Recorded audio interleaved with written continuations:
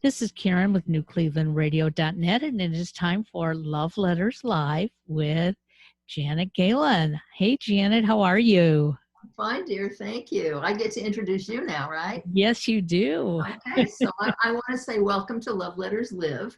And by the way, some people do say Love Letters Live. And when we first started, we thought we would have a call-in radio show and Oh, called okay. Love Letters Live. And then we decided it was just too much to sit in a studio for 3 hours, fielding calls. And so we changed it to what it is now. But we kept the spelling the same, and we can pronounce it Love Letters Live because they do. They do. They You're live right. forever down the generations. So either way we say it, it makes sense. Yeah. Okay. I want to introduce my guest today, Karen Moss Hale. And this is such a result. Our friendship, our knowing each other is a result of the miracle that is today in the midst of and under the pressure of this awful, awful plague that has assaulted humankind. I met you online because I did a YouTube for something else Right. for New Cleveland Radio, and we met. And it was a very short step. And you told me very quickly, because you knew what I did, you told me about a letter that you wrote to your mother. Yes. When did you write it? So I've been writing it in my head for the last 4 years. So 4 years ago, my mother had a stroke, but had no idea that she actually had a stroke. Didn't feel ill or anything, but she lost her eyesight. But that was the only hint? But she didn't know she was blind. She thought, totally blind? she believed that she could still see. And because of her age and how fragile the doctors thought she was, How old was she, may I ask? They told us not to tell her. Well, how old was she? She was 96 and a half years young. Oh my. Okay, go ahead. She had been living on her own in senior living. And the only help she had was once a day they came to make sure that she took her medication, because a previous stroke, she couldn't count after that. So she knew that which pill she had to take, but she couldn't remember how many of each. May I ask you a question? Sure. Just because I'm so interested and curious, and maybe people need to know these things. Sure. You say she lost her sight. Right. This last stroke for you. Did she Right. lose it totally, or did she? Totally. But in her mind, she could still see. What made her think that? Because her brain was not connecting to the fact that she couldn't see. Okay. So in her mind, she would see what she wanted to see, which in the beginning was sort of easy because she was still very alert in many ways. So I'd walk in and to see her, and she'd say, "Oh, I love that shirt you're wearing." But she still had to get up and take herself to the bathroom. Well, no, we were helping her at that time. Okay. So Okay. she knew that we had told her she had a stroke. So she knew that she was weak.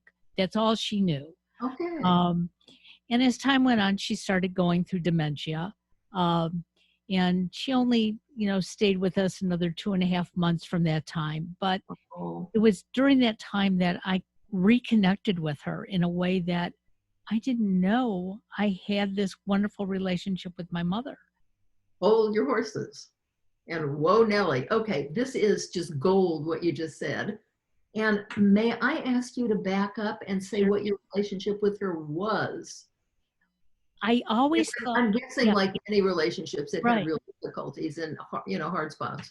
So I always thought my mother and I had this love-hate relationship. I knew she loved me, but like when we connected today before we went live, you said, "Oh, you look very nice today." My mother would say something like, "Karen, you look nice, but why are you wearing that necklace?" The butt Right. word. And all of a sudden, it'd be like, well, because I like it. Now I would go look in the mirror and wonder, should I be wearing it? Shouldn't I be wearing it? What do you think motivates that? I don't now that I think back, I don't think she ever meant anything, bad. I think sometimes it was just asking me the question, it was trying to keep the conversation going. So you look Oh, nice, you know, instead of saying, "Where did you get that necklace? Why are exactly. you wearing it?" Um, or she loved my hair short. So when I would start growing my hair out, she would make comments like, you know, "You look so much better with your hair short." But Oh, I ouch. think what she was saying, "I like your hair short."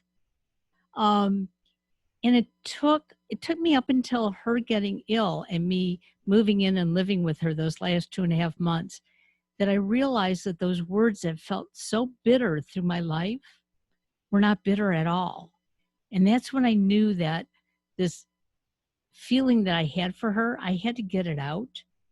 Um, and I wasn't sure how to do it.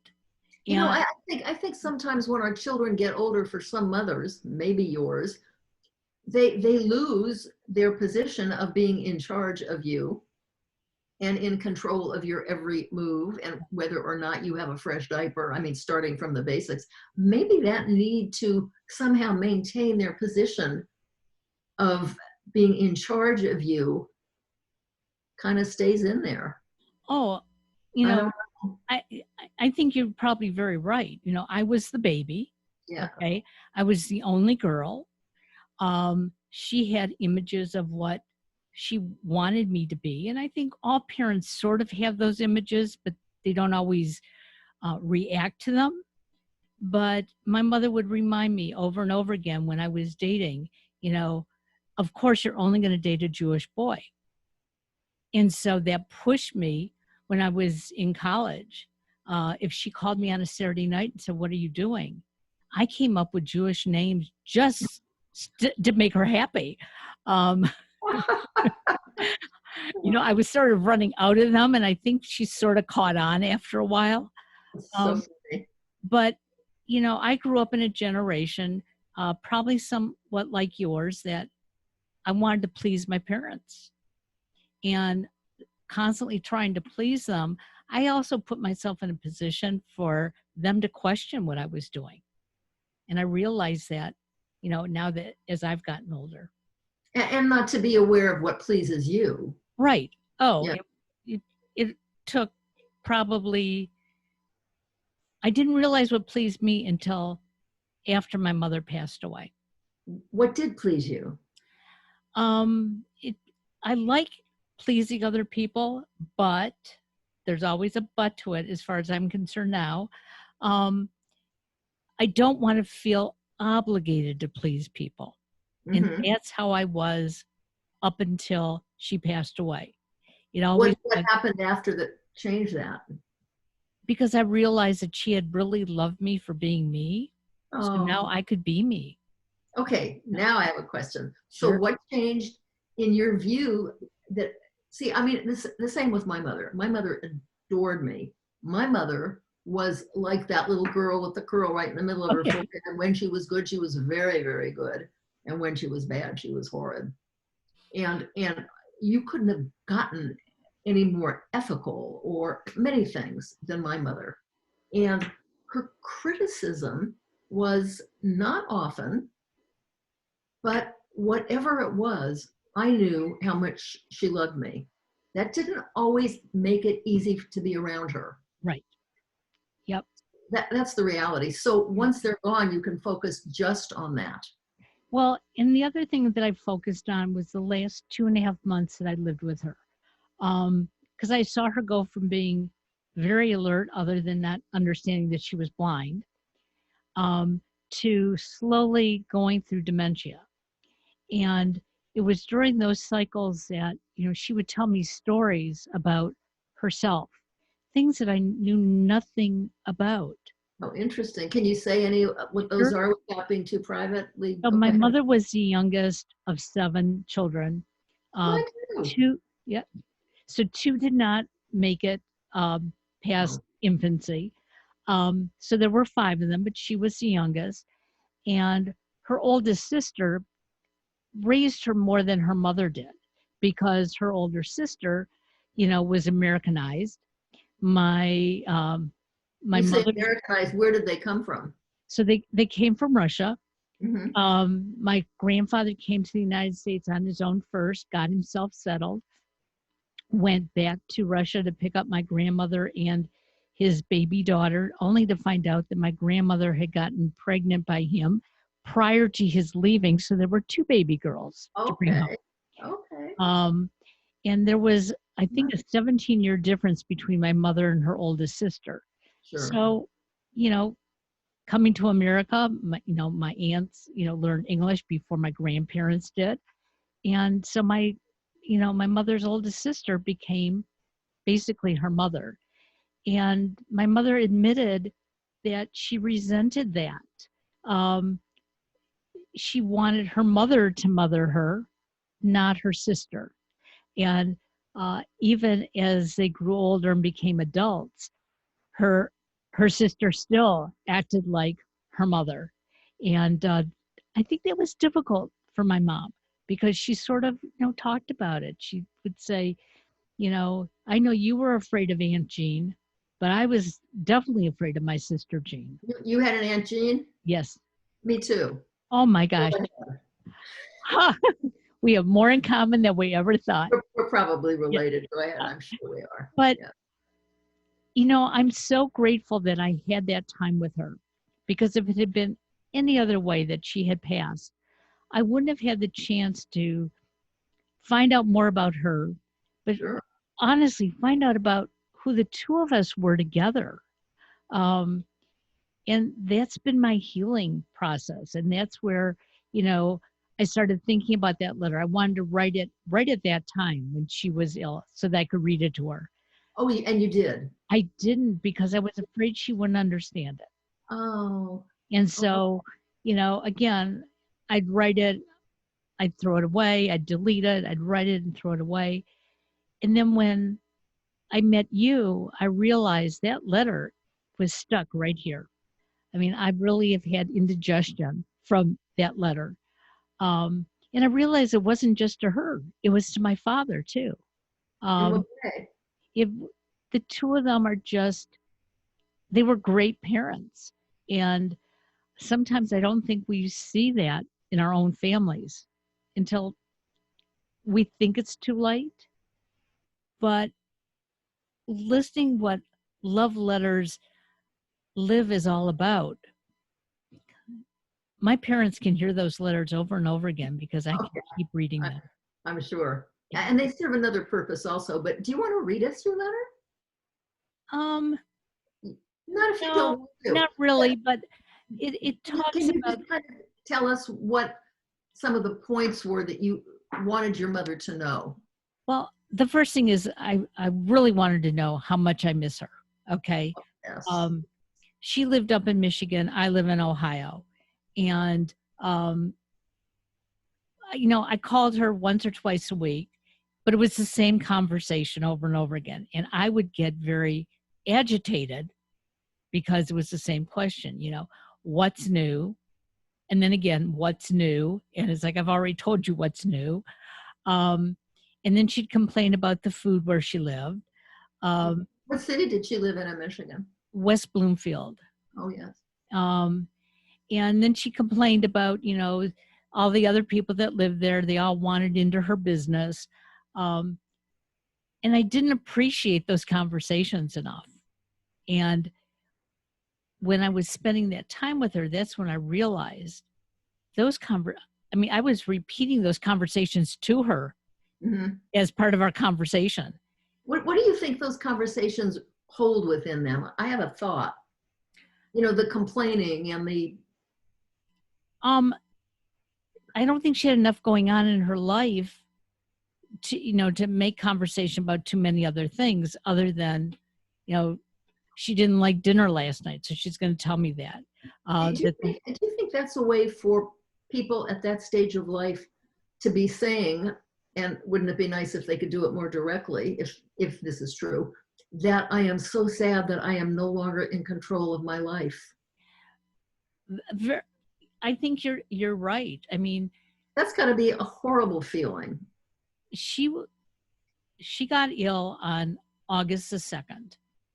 And my brother and I both moved up to Michigan to be near her.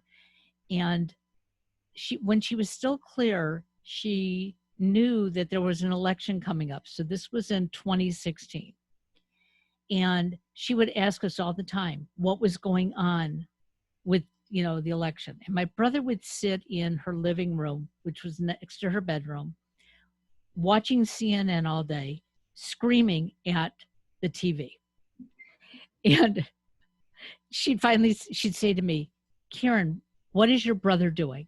And I'd tell her, and she'd say, tell him to come in here. He has to stop screaming. But then she would talk to us very directly about politics and how she wanted Hillary to win because it was time for a woman, and she didn't want the orange man to win. And she was so coherent about it that we would have these conversations daily with her. Oh, nice. And so now the reflection for me is even more vivid. We made her a promise that Hillary would win. Oh. We couldn't keep our promise. Right. So my brother and I keep writing each other saying, we're promising her now, we're going to do everything we can to make sure Joe and Camilla win. But I never knew what she felt prior to that time. She never talked politics before then. How interesting that she suddenly did. Told you about herself. Do you think she suddenly saw you as legitimately a grown woman like she was? Oh, absolutely. In fact, at one time I reminded her, she couldn't remember my name. So when you'd ask her how many kids she had, she would say 6, because that's what she always wanted, but she had 3. So she would say, there's Gary, Joel, Joel, Joel, Joel, her middle son, okay? And then she'd say, and I have a daughter. And I'd say, yes, I'm your daughter. And she'd say, and your name is, and my name is Kiki. And so she would say, it starts with a K. And, when I'd remind her, she'd say, oh, yeah, you're my Kiki. And I would say, yeah, I'm your baby. And she'd say, oh, no, you're a grown woman. Oh, good. So good. I thought that was quite, interesting. She and equalizes the field. Yeah, absolutely. And, I look back at that in the beginning, I was a little jealous that she would say my brother's name 4 times. Sure. But I realized he was always the one who was stepping up to the plate for my mom. And so, yeah, his name was going to be right there in front of her all the time.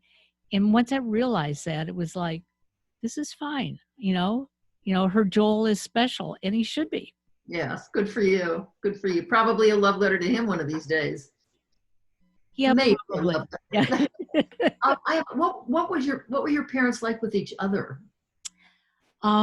So they were very, very much in love with each other, but they were also known as the Bickersons. I don't know if you remember, there used to be a radio show that was called the Bickersons back in the 50s.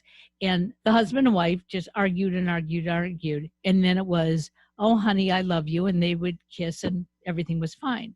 And that was my parents. They could be arguing. What was the bickering over? Oh, it could be anything. I mean, I remember one time, I think I was 8 or 9 years old.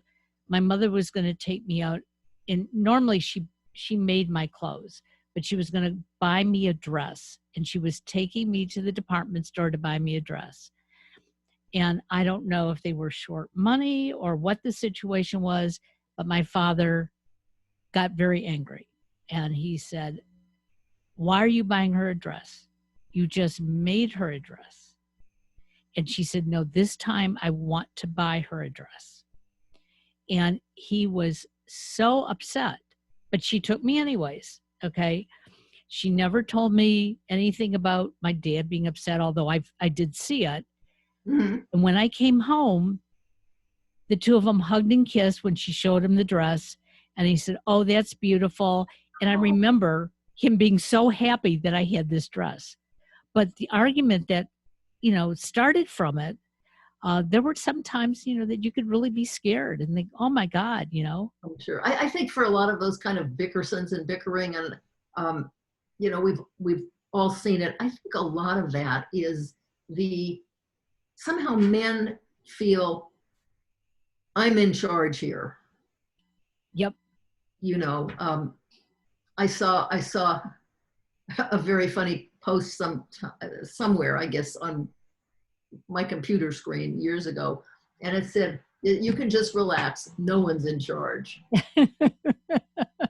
Well, and But, that's the but, I, truth. but I think for men who are DNA instructed to take charge and protect and do a variety of things, it's very hard sometimes for them to you know, just say an automatic yes to something that they didn't decide. Right. Yes. So what did you do with this letter? So I sent it to both of my sons. Oh, perfect. And And I then, told them they could read it now, they could read it in the years ahead. I said, but I just want you to know this is how I really felt about your grandparents. In fact, my parents were the true Bubby and Zadie of the family. Um, and my boys, adored them. Um, by the way, translation for those who may not know, so Bubby. Bubby is grandmother and Zadie is grandfather. Um, and they enjoyed those titles immensely. Um, and it was important to me for them to have it. I didn't think anybody else had to have the letter. Um, you I know, sure loved it. pardon? I sure loved it. Oh, I appreciate that. So much instruction. There's so much we can learn from other people's letters. But go ahead. Well, I just felt that I think my sons knew how much I loved my mother, but they also knew how she grated at me. Okay. And I have tried not to do that with my boys, although occasionally I know I do. Um, Did they let you know, or you just have a little oh icky no, they feeling? let me know. Oh, And that's been part of the upbringing right from the beginning. Um, because my oldest son lives in Chicago and he has a very, very busy life. I refuse to say to him, "So when am I going to see you? When are you going to call again?" Um, but my mother did that as soon as we'd be at the end of a phone call. "When are you calling me again?" Or we'd walk in the door to see her and she'd say, "When are you coming back?" oh, I just got here. yeah. Okay. But there was that expectation that I would constantly call. I would constantly come to visit. I think that reflects the sorrow that mothers sometimes feel at not having their babies home with them Oh, all the I'm time, sure. which is, by the way, when you feel safest because you know your children are safest when they're Yes, right there with you, absolutely. I think. And even though I understood all that, it still didn't help at times. And that's why I made the decision with my boys. Um, you know, I'm not going to tell you you have to call me. I may throw out a suggestion. That if you need something, feel free to call. Um, and you know, we, my youngest still lives at home, but if he's going out for the day, I don't tell him that he has to tell me as he's walking out the door, "Hey, I'm going out." I'm going to know he's going out because he's not here. Right, right. Um, but if I had been living with my mom and I had left the house and hadn't told her, there would have been, some words when I came home.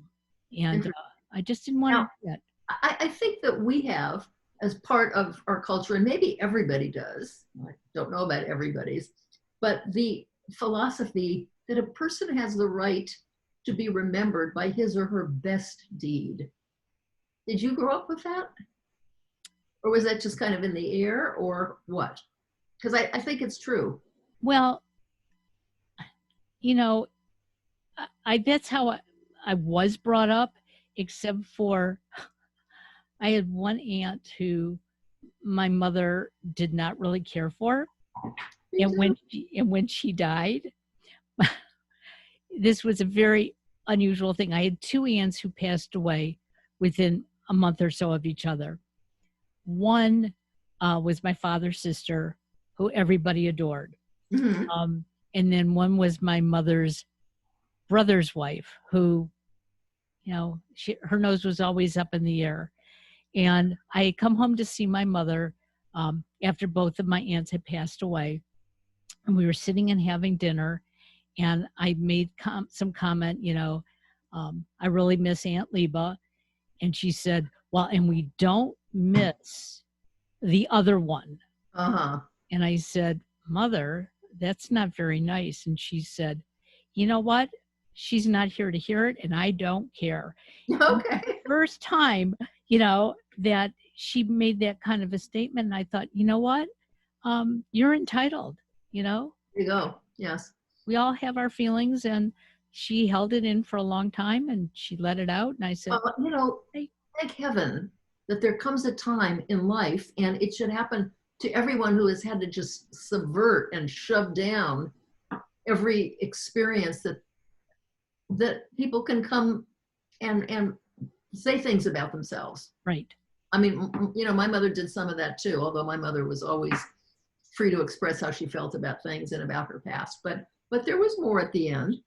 And yes, so this letter, as is true of love letters, and so many people, I mean, I really do encourage it. Write to people who are no longer here and send it to your children or your grandchildren. And those letters will be found in a generation or two. Happens all the time. And so your great grandchildren will get to know what a legacy of understanding and love they come from. I think that's quite a gift. I think it is too. And the love letter that you write now is for you. And I'm going to ask you, what was the best part of that, writing that letter? I got rid of a lot of the sadness that I'd been carrying around. Mm-hmm. And that's when I was writing it, I was like talking it out as I was writing it. And that's when I realized that I can still communicate with my parents. Oh, so that's a wonderful point. Because the fact that somebody has left this earth does not mean you can't still talk to them. Right. I mean, and even hear their responses. Right. Now, sometimes, I think I'm hearing a response, and it's like, that's really okay to do. Right. But it's a freedom of saying, I'm now allowed to be me. Good. And I can communicate, and I don't need anybody else's permission to do it. And that was kind of a gift from her to you, even by some kind of crooked road. But I do think, and I feel this all the time, which is why I write so many letters. It feels so good just to bathe in the positive. And if there is, and these letters, for people who do them while parents are still living, can repair so much damage. Just a letter that says, here's what I thank you for. And sometimes it's just the genetic good luck of having a strong personality. Absolutely. But acknowledging what you have gotten from somebody else is huge. But you got to bathe in the positive. I want to thank you for doing this with me. Oh, thank you. So much to learn. And I want to point out something, because this is my new always, people so often say, oh, I wish I had a magic wand. I just feel so awful about, what went on between me and my mother. And I wish I had a magic wand. And I say, you got one. And this, people, is it. The pen is your magic wand. So I hope you use it. And by the way, I just do want to hold up a couple of things. What you put on that envelope is the first comment about what is inside. There are love things. There are, if you just want to do a simple I love you, there is Wonder Woman. If you really want to let somebody know what you think, there are muscle cars. if that's something that the other person, I'm going to use these for Alicia Midland from now on. Yes, Okay? absolutely. It just means you've taken that person into consideration from the outside all the way down to the depths. So that's it. I mean, orchids. Anyway, stamps are a wonderful art form. Just thought I would make that little commercial for the post office. Yes, I think that's a very good commercial, especially right now. So I want to thank you for doing this with me.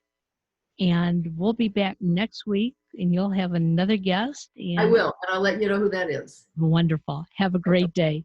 Thank you, Bye-bye now. dear. Thanks. Welcome everybody to Love Letters Live. I'll talk to you later. Bye.